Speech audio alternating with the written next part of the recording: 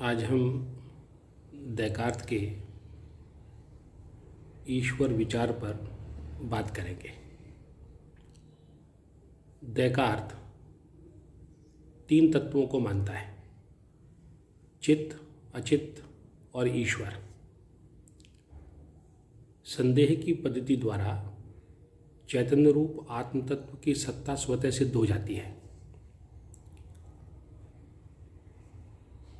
मैं ज्ञाता हूँ अतः मैं हूँ, इसका निराकरण किसी प्रकार भी संभव नहीं है। यह निर्विकल्प अनुभूति अबाधित है। चित्त की सत्ता सिद्ध होते ही अचित्त की सत्ता भी सिद्ध हो जाती है, क्योंकि अचित्त चित्त के अनुभव करने के लिए ही है। चित्त और अचित्त की सत्ता सिद्ध होते ही ईश्वर की सत्ता भी सिद्ध हो जाती है, क्योंकि चित्त और अचित्त के स्वामी और नियंता ईश्वर ही हैं। तो नियंता रूप में ईश्वर की सत्ता भी सिद्ध हो जाती है। डेकार्त के अनुसार ईश्वर चित्त और अचित्त के स्वामी और नियंता हैं। वो दयालु हैं, शिव हैं, सत्यरूप हैं।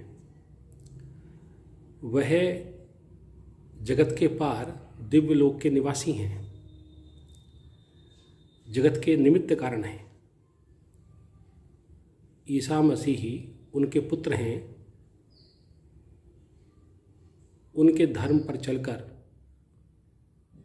दिव्य ज्ञान और आनंद में भाग लिया जा सकता है।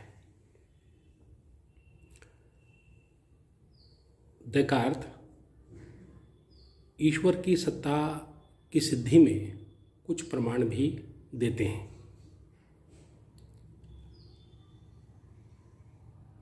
जो प्रमाण डेकार्त देते हैं उनमें से एक प्रमाण है निगमन तर्क।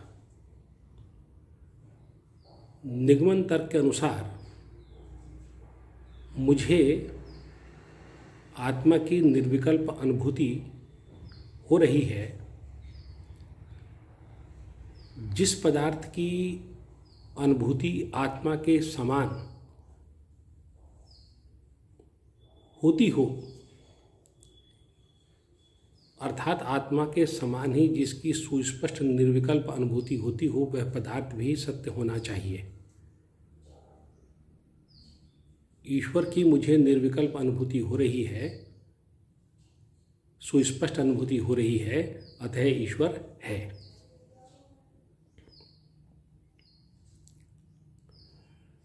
दूसरा तर्क जो ईश्वर की सिद्धि में डेकार्त देता है वह है सत्तामूलक अनुभव का तर्क।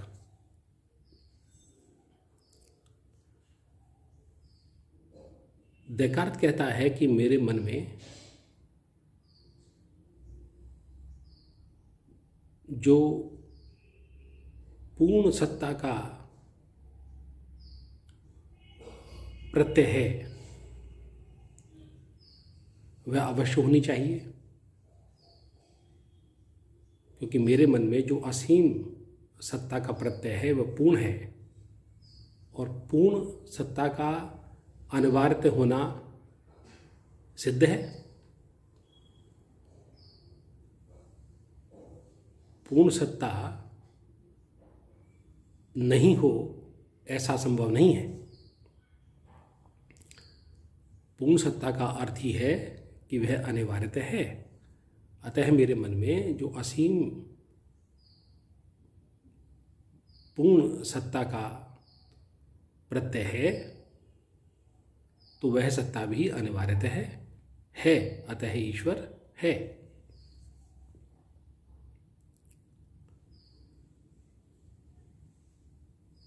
एक और तर्क ईश्वर की सत्ता में डेकार्त देता है, सिद्धि में देता है, कार्य कारण भाव मूलक तर्क।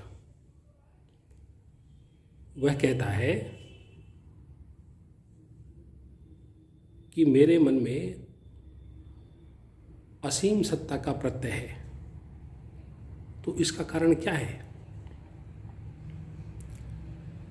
मेरा मन तो इसका कारण नहीं हो सकता, क्योंकि वह तो ससीम, अपूर्ण और परिच्छिन्न है। तो इस असीम, पूर्ण और अपरिच्छिन्न प्रत्यय का कारण भी कोई पूर्ण अपरिच्छिन्न सत्ता होनी चाहिए,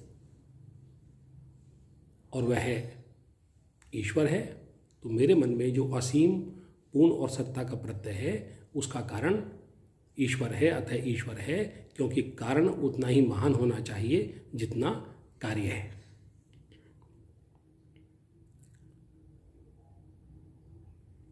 एक और तर्क ईश्वर की सिद्धि में देकर देता है, वह है निमित्त कारण मूलक तर्क।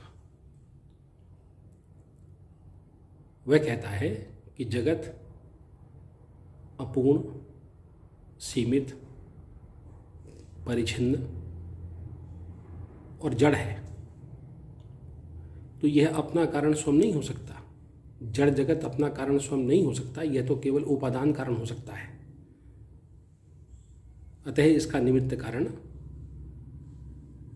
पूर्ण, अपरिच्छिन्न कोई चैतन्य सत्ता होनी चाहिए जो ईश्वर है। तो ईश्वर इस जगत का निमित्त कारण है, और यदि ईश्वर को भी कार्य माना जाएगा तो फिर उसका कोई अन्य कारण मानना पड़ेगा, और उस कारण का भी कोई अन्य कारण मानना पड़ेगा। इस प्रकार से एक अनवस्था दोष आ जाएगा। अतः ईश्वर ही इस जगत का निमित्त कारण है। इस प्रकार हम देखते हैं कि देकार्त संदेह की पद्धति से चित्त की सत्ता को सिद्ध करता है, और चित्त की सत्ता सिद्ध होते ही उसके अनुसार अचित्त की सत्ता सिद्ध हो जाती है, और चित्त और अचित्त इन दोनों की सत्ता सिद्ध होते ही उनकी नियंता रूप ईश्वर की सत्ता भी सिद्ध हो जाती है, और ईश्वर की भी सुस्पष्ट और निर्विकल्प अनुभूति होती है। फिर भी देकार्त कुछ प्रमाणों के द्वारा इसको सिद्ध करने का प्रयास करता है, ईश्वर को सिद्ध करने का प्रयास करता है। धन्यवाद।